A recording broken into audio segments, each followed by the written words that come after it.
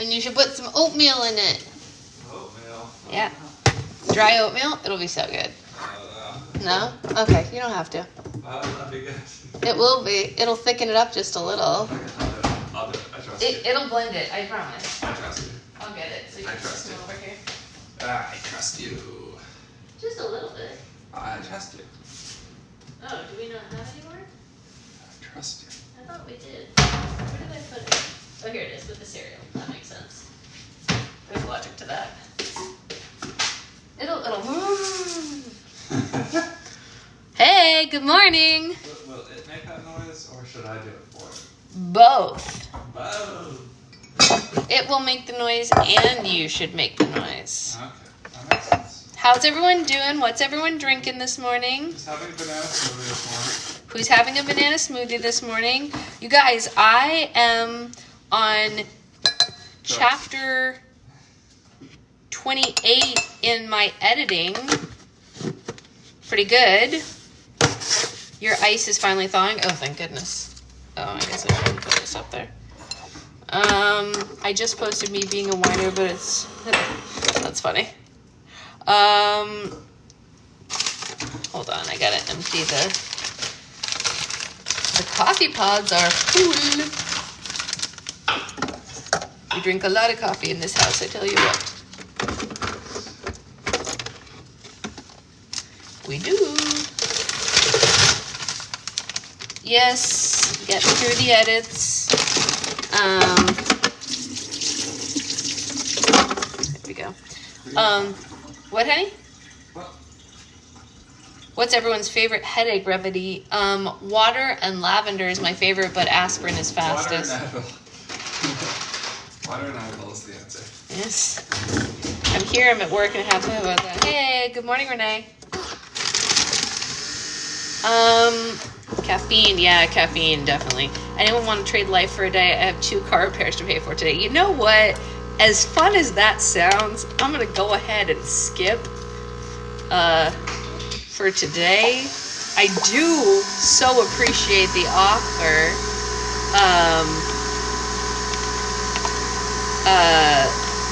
By the way, babe, I think your brother just texted us about the thing. Oh, yeah? Yeah. And specifically noted that your parents are not coming. Oh my god. That's all I saw in the pop-up. I just saw FYI, mom and dad are not coming. It's funny. Oh my gosh, I didn't know you were having surgery, Mary.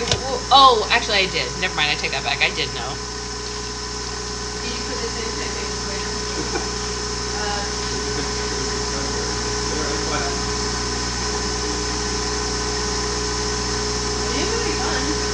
I'd like to do it if we can. You want to ask for details? Yeah. No, it's a family.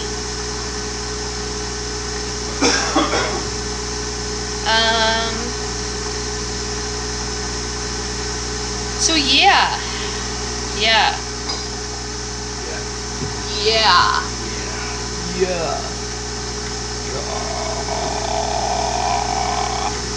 How are the plants doing? The plants are doing great. They are thriving. Our Monstera is such a growy boy. Holy moly. We're going to have to repot it as soon as possible. Yeah, it needs to be repotted. The only reason we haven't repotted yet is because Grace said not to repot them in the winter, and so I'm trying to listen. We should show it to Grace, though. Maybe she'll be like, oh. Grace, do you want to see it? Do you guys want to see our Monstera plant right now? This used to be a big popping. Yeah, this plant used to not. Your Monstera loves California. It does. Our Monstera does love California. Is it root bound? I don't know what that means. It has roots. Well, yeah. This is our Monstera plant, you guys. It's humongous. It was not this big when we got it. It is literally huge. And Grace, do you remember the sad droopy plant in my office that you were like, oh no, what's happening to that plant? Look at how happy it is. It's so happy now. No droopies. So happy. Look at all these strong leafies. Yeah, so strong. It came back to life. It came back. It's so strong. It is stunning. But yeah, this is a new baby. This baby is so soft and brand new, just opened. Remember this one? This one came like this, like already eaten or whatever, but he's like a strong boy and grows other boys even though he's an amputee. It's fine. And then this is also a new baby. This one was new like a month ago, but not new anymore. There's so many little babies, and then like some of the stems have. Leaf growing right there. Where? On the back side. Right there. Underneath. Yeah, right there. Yeah.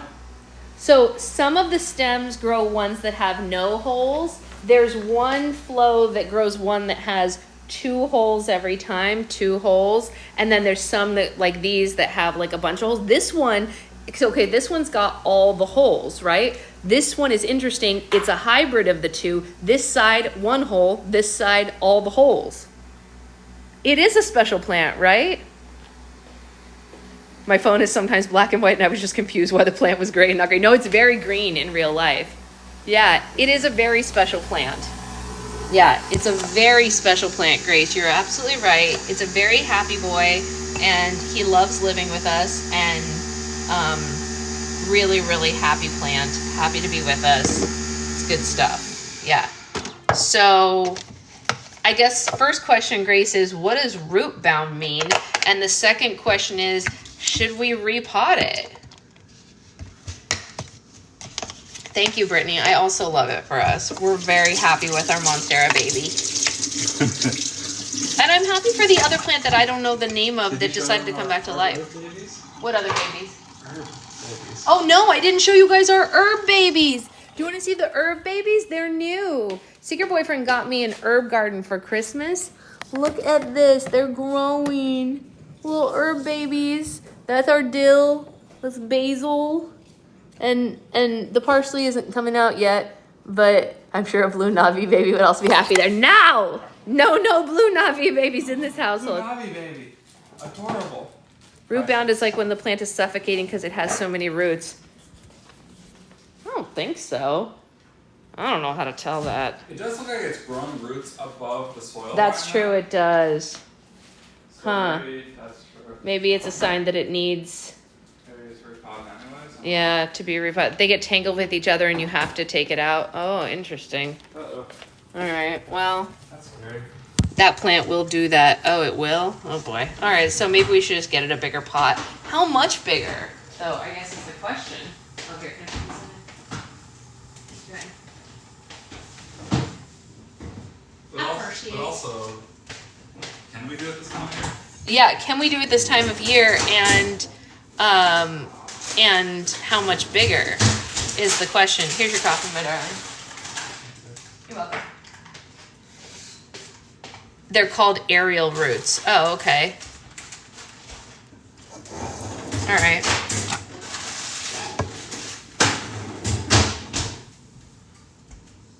I love plant science with Grace. Me too.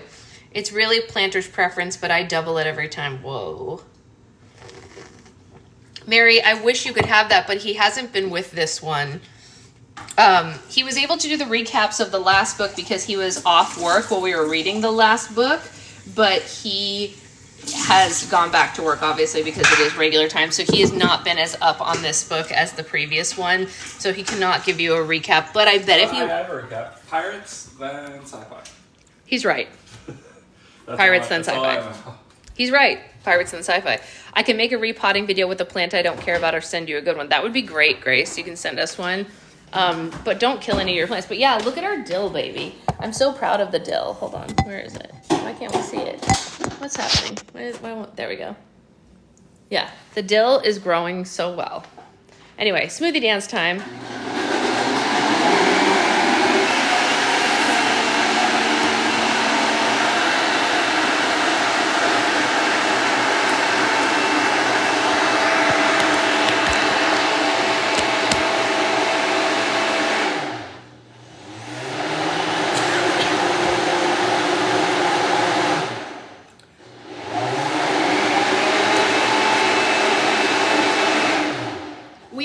Have even more plants than that. Grace, you can't see it from where I have you guys, but up on a shelf we also have a snake plant that was Secret Boyfriend's before. That was his first baby, and then he has another one.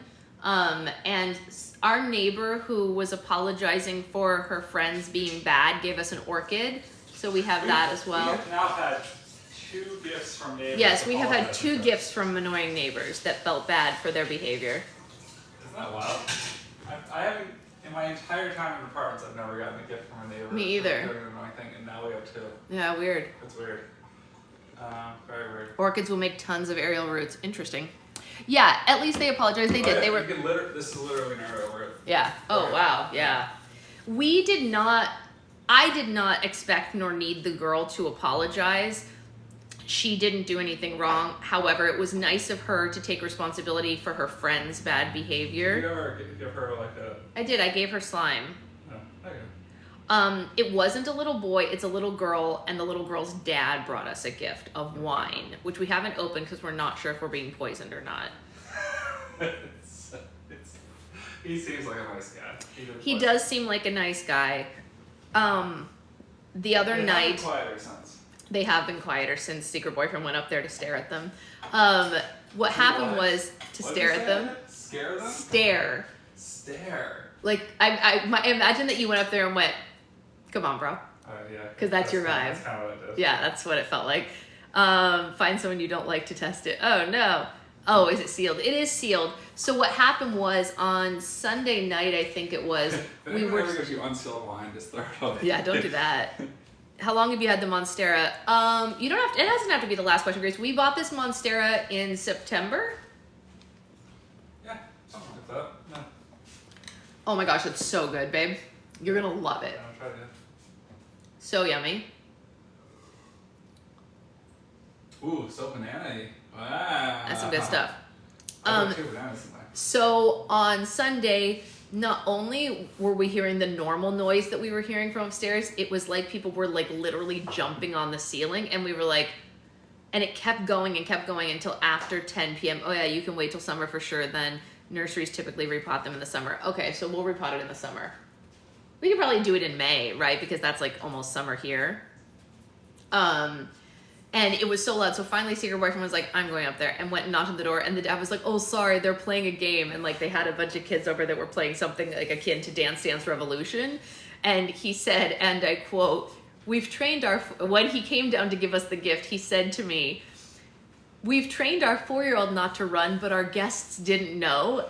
And what I wanted to say was, you haven't done a very good job with your 4-year-old because she's very loud. But I didn't say that. I was just like, oh, okay.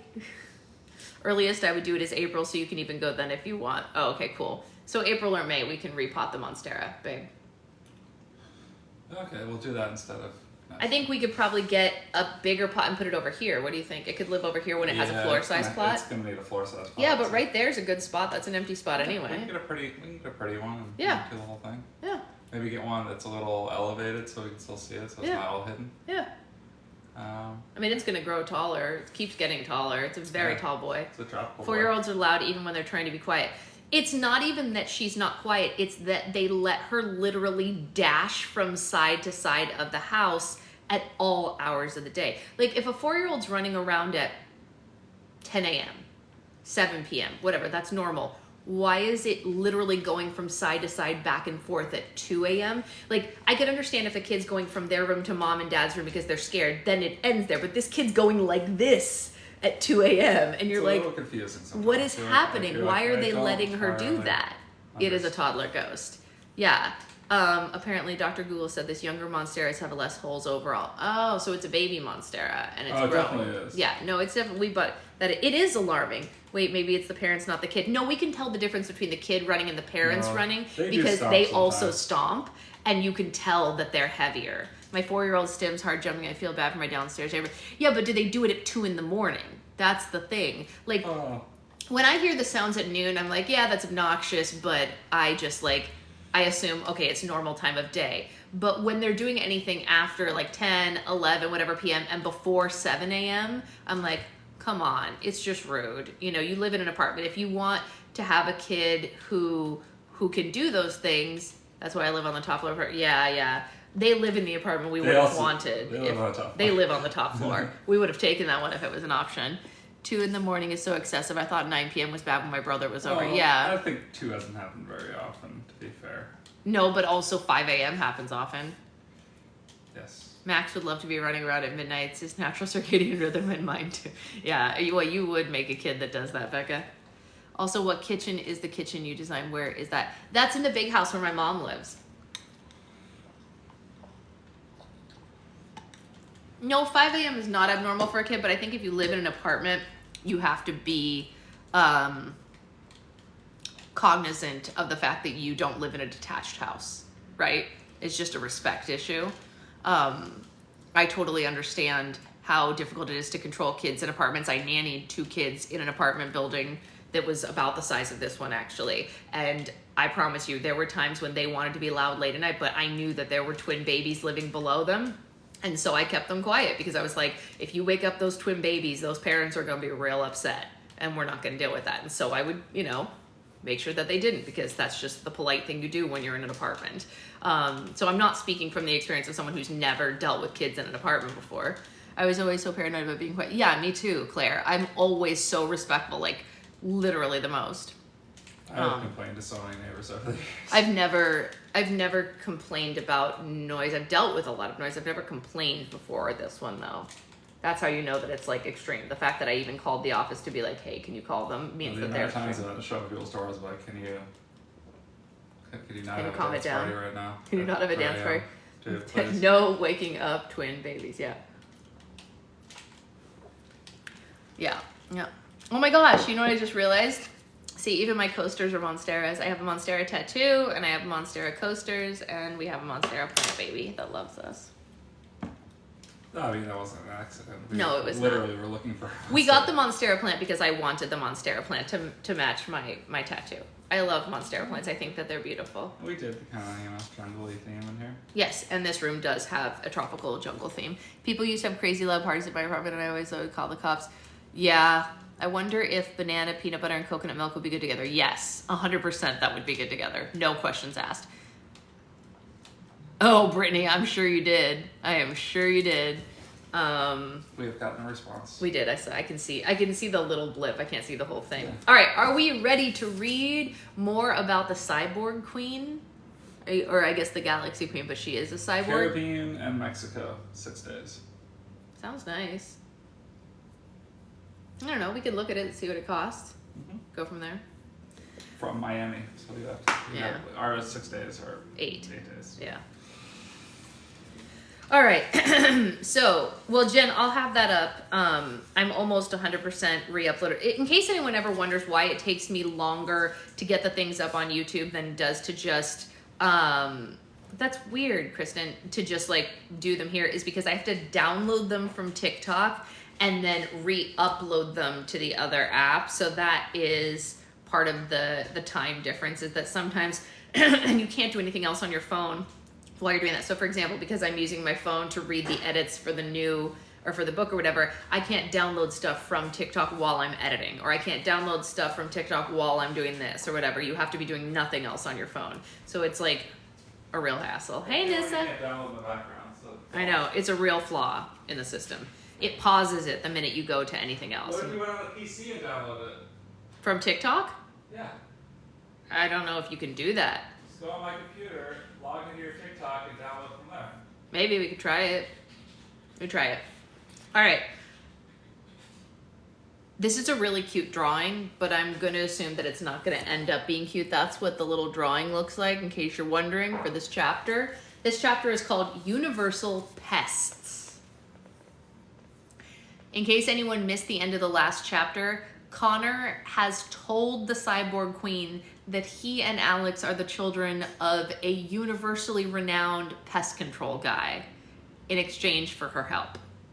He is going to exterminate all the bugs on this planet that she wants so that he can use her cyborg army. Alex is skeptical because she does not know how to exterminate anything. I'm also skeptical. Let's see how it goes. Chapter 14, Universal Pests. We're gonna need 2 short-range blasters, 1 Omega GDD, and 1 Biomat Compass, Connor said. Oh, and a 2999 Moon Jumper Express to get us there. Commander Neuters gave him a particular look. You're very well informed as to our armory for someone who's never been aboard this ship before. As if the Basque 8's arsenal were a vending machine, Neuters punched the codes of the devices Connor had requested into a touchscreen, and they were brought out on a conveyor belt. The short-range blasters were long and silver with bright blue lights pulsating from the barrels, just like the cyborg soldiers' guns. The Omega GDD was short and round like a propane tank and had a small keypad at the top. The Biomat compass looked like a thick silver watch with a holographic arrow. The commander handed a blaster to each of the twins, and Connor fastened the compass around his wrist. The Omega GDD was heavy, so Alex and Connor carried it together. What does the Omega GDD and the Biomat compass do? Alex asked. The Omega GDD stands for Gamma Detonation Device. Oh, excuse me, wrong voice. The Omega GDD stands for the Gamma Detonation Device. It's a very powerful bomb that uses gamma rays to vaporize its targets, Neuters explained. The Biomat compass detects biological material within 300-yard radius. Alex gulped. Oh, sorry I asked. To detonate the Omega GDD, type in the code LRRH215, wait for confirmation, and then run. Neuters said, the 2999 Moonjumper Express is the spacecraft hangar. I'll show it to you. In the spacecraft hangar. I'll show you to it. The twins followed the commander through the spaceship, and the short-range blasters in Omega GDD made Alex uneasy, and she held them away from her body. She was terrified the tiniest bump or tap would set them off and injure someone. Hey, Shira, we barely just started. Connor, on the other hand, couldn't have been more excited to be holding the weapon from his story. When he was a kid, he used to spend hours pretending he was fighting evil aliens on a distant planet with the devices now in his own hands. He was eager to get to Lollipopagus and live his childhood fantasy. Connor twirled and pointed the blaster around the halls as they walked through the Basque 8. He reenacted scenes from his favorite action movies and even made sound effects to go along with it. Connor, knock it off, Alex said. You're gonna hurt someone with that. Relax. You have the safety on, he said. Oops. Okay, now I have the safety on. The commander and the twins walked through a set of automatic doors and arrived in the hangar. He showed them to a small spacecraft with the words 2999 Moonjumper Express engraved on the side of it. The spacecraft was the size of an SUV and looked like a mini version of the Basque 8. It was made of red steel and had 2 wings and a small crown of satellites and antennas. Neuter pressed a button on the side of it and the door of the spacecraft slid open. There were 2 seats inside and compartments to store their weapons, but no sign of steering controls. How are we supposed to fly this thing? Alex asked. The Moonjumper 2999 Express is controlled from the Basque 8. Neuters said. It prevents our spacecraft from being hijacked by orphanautics. No offense. Alex was relieved. If her brother had been planning to pilot the 2999 Moonjumper Express himself, she wasn't sure that they would have made it to Lollipopagus. The twins stored their weapons in the compartments, tightened their helmets, and then strapped themselves into the seats. Neuters hesitated before closing the spacecraft door behind them. Are you sure you know what you're doing? He asked like a concerned father. 100%, Connor said. Once you've exterminated one alien insect species, you've exterminated them all. By the way, would you mind holding on to this until I get back? Connor handed the commander his backpack. He'll be safe with me, Neuters said. Good luck, exterminators, and may the cosmos smile upon you. The commander moved 3 fingers in a circle in the air and then pointed to his heart. Connor copied the motion exactly, and Alex did her best to mimic him, but it was bizarre to her. Neuter shut the door of the 2999 Moonjumper Express and headed out of the hangar. May the cosmos smile upon you? Alex laughed. Is that like the Galaxy Queen catchphrase? Do you know how hard it is to come up with an original science fiction saying? Connor asked. Yeah, it's nearly impossible. Once the commander was safely out of the hangar, the large compartment door opened to space. The gravity disappeared, and the twins would have floated out of their seats if they weren't strapped in so securely. The engines of the 2999 Moonjumper Express roared to life, and the spacecraft flew out of the Basque 8 hangar and headed towards the planet of Lollipopagus below. The ride was smooth and serene. The purple planet and its turquoise rings glowed exquisitely. Even though she wasn't thrilled that they were en route to be exterminating bugs, Alex couldn't deny how amazing it was to be between a massive spaceship and the atmosphere of an alien planet. I have to admit, this is pretty cool, she said. Connor didn't respond. Alex turned to check on him and saw tears glistening in his eyes.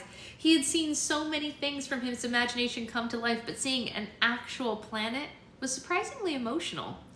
Are you okay? She asked. I'm fine, Connor said. Just allergies. In space? She laughed. Yeah, I think there might have been a cat in there just before us. Alex just smiled and didn't press it further. Well, whatever you're reacting to, thanks for sharing it with me. This is an experience I never would have had without you. The tender moment was interrupted by a loud beeping sound. The twins looked around the spacecraft nervously, afraid something was broken. The beeping was followed by an automated voice. 5, 4, 3, it said. Connor, what are they getting down? The 2999 Moonjumper Express blasted towards Lollipopagus with the power of 1,000 rockets. The twins were slammed back into their seats by so much force it felt like invisible elephants were sitting on them. Their teeth rattled and their cheeks rippled. They were moving so fast they couldn't breathe, let alone speak or scream. The spacecraft zoomed under the turquoise ring, shot through Lollipopagus' atmosphere, and headed straight for the purple surface. They were moving 1,000 miles per second and no sign of slowing down. Right when the twins were convinced that the spacecraft was going to crash, it jerked upright and pointed its engines to the ground. The 2999 Moonjumper Express made a surprisingly gentle landing on the Lollipopagusian surface. The spacecraft door opened automatically. You have arrived at your destination, said the same automated voice. Enjoy your visit to Lollipopagus. Alex and Connor's hearts were racing so fast they felt frozen in one perpetual beat. When their bodies finally caught up with their minds, they both let out a long, terrified, and overdue scream. Alex, I think I peed a little, Connor said. Me too, she said. The twins climbed out of their seats and stumbled off the spacecraft. They looked around the planet's surface as their hearts returned to normal. Feeling came back to their arms and legs. Lollipopagus was covered in rolling purple hills and had bright pink sky. The planet's turquoise rings arched above them and cast a shadow over the ground. The gravity wasn't as high on the planet as it had been on the Basque 8, and the twins felt stronger and lighter in their spacesuits. They retrieved the weapons out of the spacecraft's compartments and ventured onto the planet. Connor glanced between the compass and the land around them, but there wasn't a sign of life anywhere. What kind of bugs are we looking for? Alex asked. Ants? Beetles? Flies? The ones we have to find are called polycrabs, Connor told her. They're a spider, scorpion, and wasp combination. Just the description of the insects made Alex gasp and choke on the air. What the heck is wrong with you, Connor? She asked. How could you even think of something so terrible? Sorry, it was in one of my nightmares, he said. I thought it would make a great alien monster, so I put it in the story. It's not like I planned on meeting any of the villains in my stories. If that's what's crawling around in your subconscious, then you need deep psychological help, Alex said. And what's the plan to exterminate them? It'll be simple, Connor said. All we have to do is find the entrance to their colony, drop the Omega GDD inside, and then take off. Alex shook her head. You and I both know it's never that easy, she said. Who would have killed these bugs if we weren't here? Well, the cyborg queen would have been so desperate that she would have teamed up with the Orphanautics, Connor explained. They would have exterminated the polycrabs, but would have had to share Lollipopagus after. Then we make a nice plot twist for her, Alex said. By the way, I've been meaning to ask, what is Commander Neuter's deal, and how did he end up working for the cyborg queen? She saved his planet for being sucked into a black hole, Connor said. Neuter was so thankful he devoted his life to her, so it's also helpful to have someone on board the Basque 8 who's not connected to a battery in case of a power outage. The biomat compass suddenly lit up and an arrow appeared on its screen. Looks like we've got our first catch of the day, Connor said. The compass guided the twins through the purple hills to the edge of a deep, wide hole the size of an empty swimming pool. The compass pointed to something with biological material at the bottom of it. Alex and Connor held their short-range blasters tightly with their fingers against the triggers and cautiously peered into the hole. Instead of a polycrab, they found a teal worm the size of a small dog. It was chubby and had several rolls like a caterpillar, but it was shaped more like a jelly bean than a noodle. It had big black button eyes, no nose, a wide mouth that was naturally shaped into a smile. Excuse me. Good morning. My goodness. Thank you.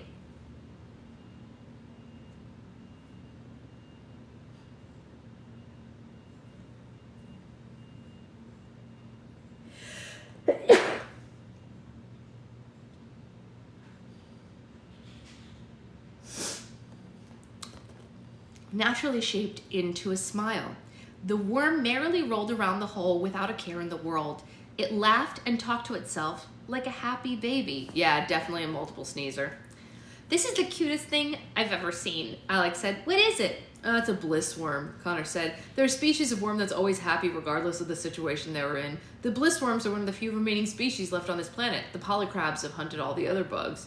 What's it doing at the bottom of a hole? She asked. Does it live there? No, the polycrabs dig holes to trap prey, Connor said. The poor little guy must have fallen inside. The bliss worm certainly didn't look like it had fallen into a trap. It giggled as it somersaulted across the hole. It looked up at the twins and waved one of its 4 tiny hands. Oh, let's rescue it, Alex said. It's too adorable to be eaten. The twins lowered their weapons and slid down the side of the hole. The bliss worm was so excited to have company that it curled around their feet and purred like a kitten. Alex pet the friendly bug. Its body felt like a gummy bear. Oh, I think it likes us, she said. Would it survive on Earth? You want to take it home? Connor asked. Alex leaned down and the bliss worm crawled into her arms. It pressed its mouth against the glass of her helmet and gave her a big, slobbery kiss. Alex was filled with a warm, fuzzy feeling, and she hugged the bliss worm like it was a long-lost pet. You know, maybe we should rethink exterminating, the whole exterminating thing. Maybe instead of killing all the polycrabs, we could just set traps and release them on another planet. The polycrabs are no different from this bliss worm. They never asked to come to Lollipopagus. Let's be humane about it. The bliss worm crawled to the ground curiously, circling the Omega GDD. It stretched its mouth over the top of it and swallowed the whole bomb. Okay, I didn't see that coming. I did not see that coming. Since the detonation device was bigger than the bliss worm, its body stretched around it like a sock over a soda can. That worm better cough up our bomb or it's about to have some really bad heartburn, Connor said. It must be hungry, Alex said. What does it usually eat? Well, spaceweeds and stuff, Connor said, which is really strange because polycrabs don't eat herbivores and they prey on other predators. Suddenly, the twins and the bliss worm were eclipsed by a large shadow. Alex and Connor turned around and saw an enormous creature climbing into the hole behind them. It had big red eyes, fangs, 2 claws, 8 legs, and 3 tails like a scorpion. At the tip of each tail was a long, sharp stinger. The creature's fangs dripped with saliva, and it snapped its claws as it approached them. It was easily the most terrifying thing the twins had ever seen, and they both froze. The bliss worm waved at the monster and blew it a kiss. And that's a polycrab, Connor said. It has 10 limbs and 3 tails, Alex noted. That's 13 appendages. Why would you name it a polycrab? Poly means 7. Oh, Connor said. That explains why I failed that geometry quiz. Alex thought making sense of the creature would somehow make it less scary, but it did the opposite. The more she realized how little her brother knew about alien insects that he had created, the more frightening they became. Now I get why the worm was in the hole. It wasn't prey. The polycrab was using it as bait, Connor said. Alex was afraid to even ask. Bait for what? Us? The polycrab vaulted towards the twins with its claws and stingers raised. Alex dived behind her brother and used him as a shield. Forget what I said about being humane! Alex yelled. Kill it! Kill it! Kill it now! Connor pointed his short-range blaster and shot at the creature seconds before it tackled them. A bright blue blast hit the polycrab and it exploded into slime and guts. Oh boy, slime and guts. The innards rained down on the twins, and they almost became sick at the sight of it. Alex tried to wipe the guts off her helmet, but they only smeared over the glass. Next time, I'm going to need a full itinerary before we travel into one of your short stories, she said. You got it, Connor said. The biomap compass started flickering more than ever before. The arrow spun out of control as something of biological material approached the hole above ground. We got to get out of here, Connor said. The twins didn't have time to pry the Omega GDD out of the bliss worm, so they grabbed one of the worm's hands and carried the bliss worm, each grabbed one of the worm's hands and carried the bliss worm and the weapons out of the hole as one.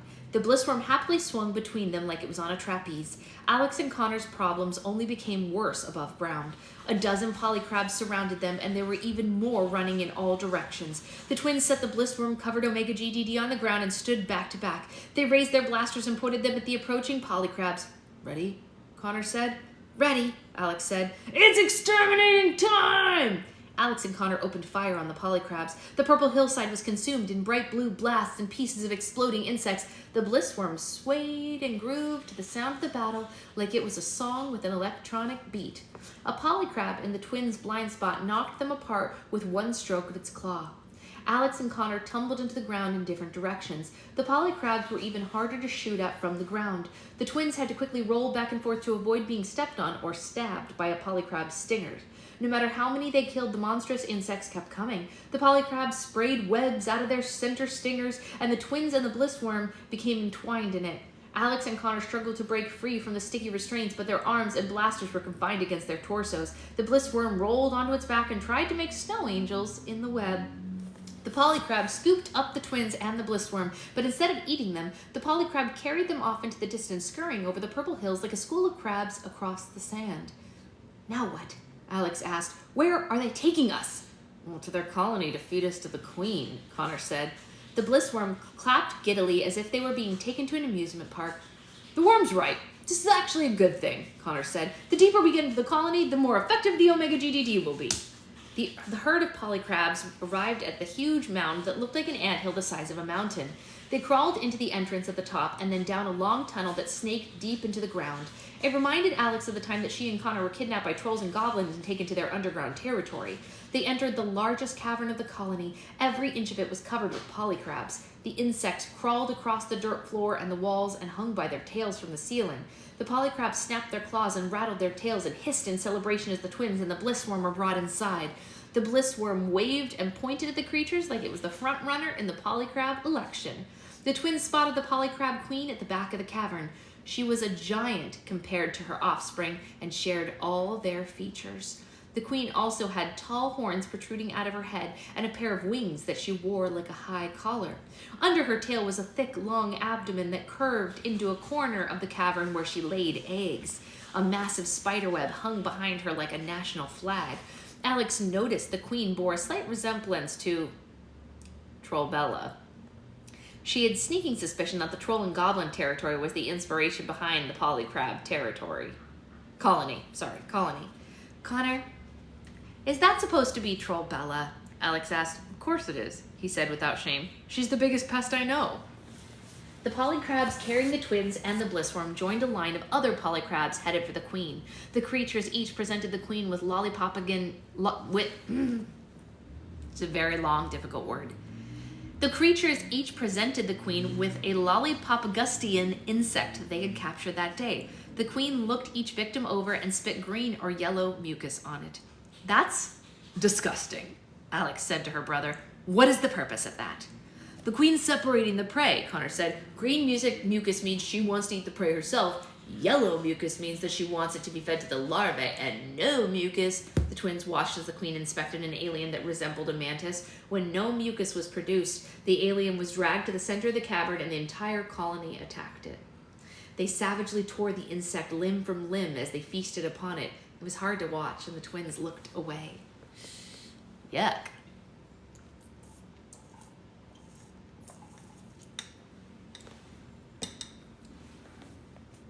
Connor was the first prey the polycrabs in their party presented to the queen.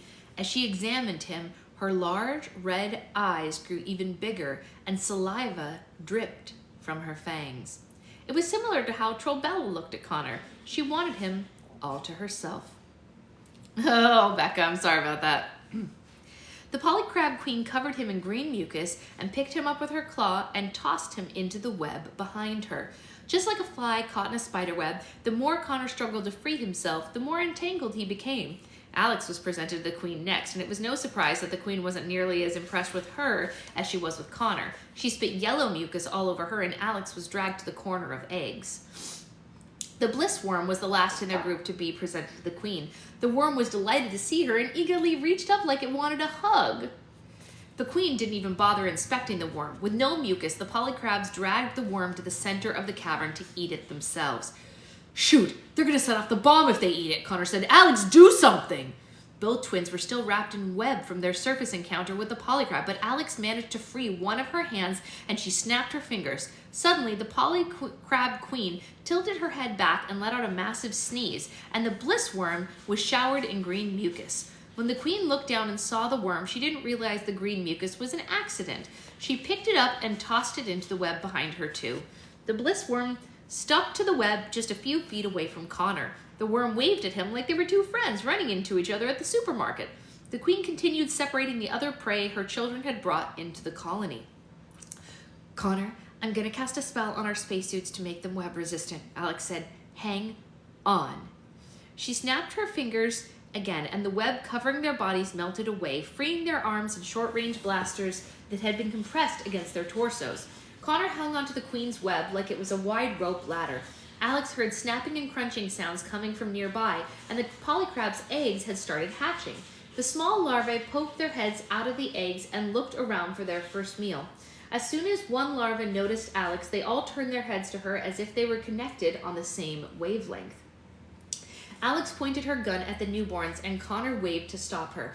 Don't shoot them, Connor yelled. We need to activate the Omega GDD before you cause a scene. Then get to it, Alex said.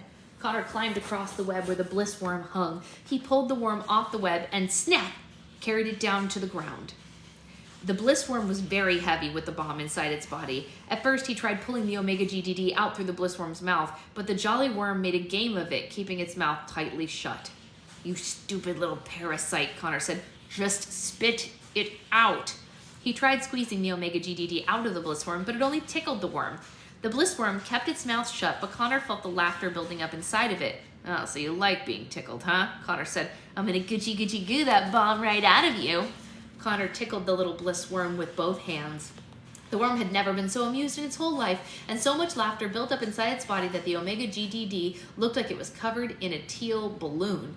Finally, the bliss worm couldn't take any tickling anymore and opened its mouth to laugh. The Omega GDD shot out like a cannonball. Luckily, Connor grabbed its handle before it got away. Meanwhile, in the corner, the larvae started to crawl out of their eggs. Oh, God. Once they figured out how to walk, they crawled towards Alex. She kicked them away with her boots, but they were relentless. Each egg hosted several larvae, so the number of newborns coming toward her doubled by the second. And snap! The job's a game. Oh, you did that on purpose. That wasn't nice. Now I want to sing the song. Hurry up, she yelled at her brother. I'm about to become alien baby food. Connor punched LRRH215 into the Omega GDD keypad, and the red light started to flash. The Omega GDD will detonate in 30 seconds, a calm voice said from the device. It's set, Connor announced and dashed towards his sister. Don't forget the bliss worm, Alex said. We can't leave it here. Connor grunted and then dashed back. The bliss worm was waiting with his hands up like a toddler waiting to be lifted, and Connor scooped it up. That's fair, Becca. The larvae started leaping on Alex, and she had no choice but to shoot at them. The blast echoed through the cavern, and all the polycrabs snapped their heads toward her. Connor quickly thought of a distraction to save his sister. He fired his blaster at the corner of the web behind the queen. It fell on top of her like a net. The polycrab queen hissed, and all her children forgot about the newborn siblings and hurried to help her. Alex and Connor met in the middle of the cavern and ran for the tunnel in the back. The bliss worm waved goodbye to the polycrabs as they passed them. Alex and Connor entered the tunnel and shot at the ceiling behind them as they ran, causing large chunks of dirt to fall and block the passageway so the polycrabs couldn't follow them. The twins ran as fast as their legs could carry them. The bliss worm held onto Connor's helmet like a jockey clutching the reins of a racehorse. It even slapped on Connor's bottom as if it would make him run faster.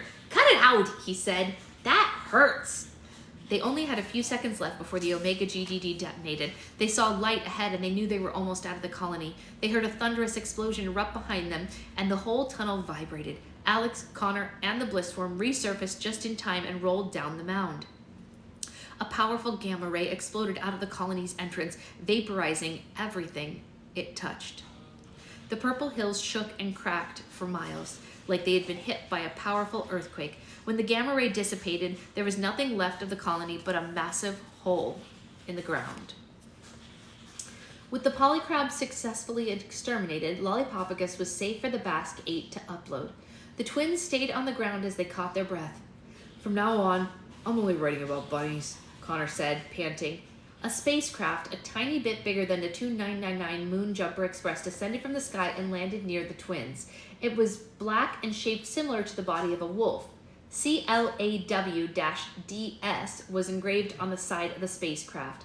Alex and Connor got to their feet as the cyborg queen charged out of the Claudius, followed by Commander Neuters and a handful of cyborg soldiers. Well done, exterminators, the queen said. We had a bet going on the basket that you wouldn't survive, and now I owe my crew a week of double battery privileges. The twins could tell that she was fully charged because she seemed to be in a much better mood than before. The commander shook the twins' hands and gave Connor his backpack. Excellent work, Neuter said. I haven't seen the cyborg queen so pleased since the time the constellation was named after her.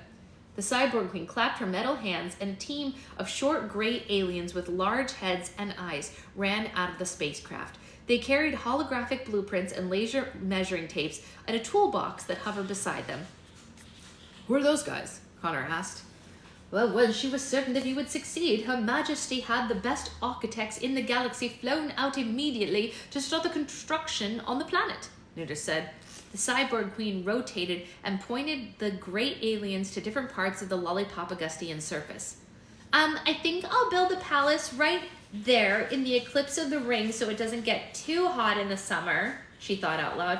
And since there's already a gigantic hole in the ground over here, which someone had warned me that might happen, but oh well, that's where I'll put the gasoline pool.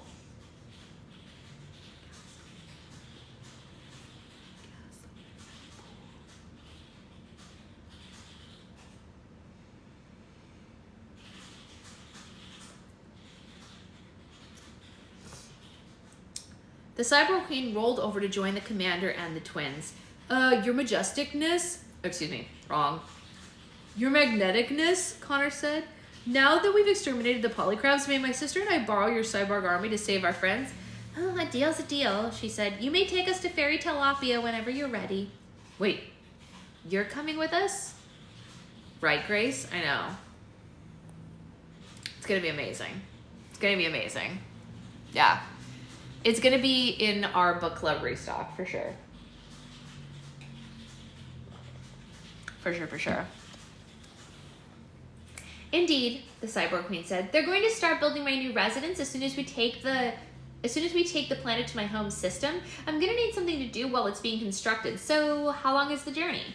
I must warn you, anything longer than 74 seconds makes me really irritable. Well, we're actually gonna make a stop in Sycamore Dervius first, he said. But it won't take that long. In fact, I just remembered, I have a transportation device right here. Connor reached into his backpack and pulled out his binder of short stories. Lovely, the cyborg queen said, and she rolled away from the twins and covered her nose. Friendly word of advice, you might want to change before seeing your friends. You both smell horribly of bug guts. Bug guts. Nasty. Nasty. So we're over halfway through the book, guys. We've passed the halfway point of this book. I definitely feel like we need a book club restock, like with like stuff from all different books that we've read and then stuff from my book. Like after my book comes out, we'll do like one thing. Oh, Kristen, I can't wait for you to get that. It would be kind of fun, right? It is a really interesting chapter. Oh, snow delays, of course. But like after my book has been out for a month and everyone has a chance to read it, I'll do like a book club restock that includes stuff from my book and stuff from other books we've read. It'll be a lot of fun. And a gasoline pool is definitely among those things. Your dog loves the snow. What kind of dog do you have?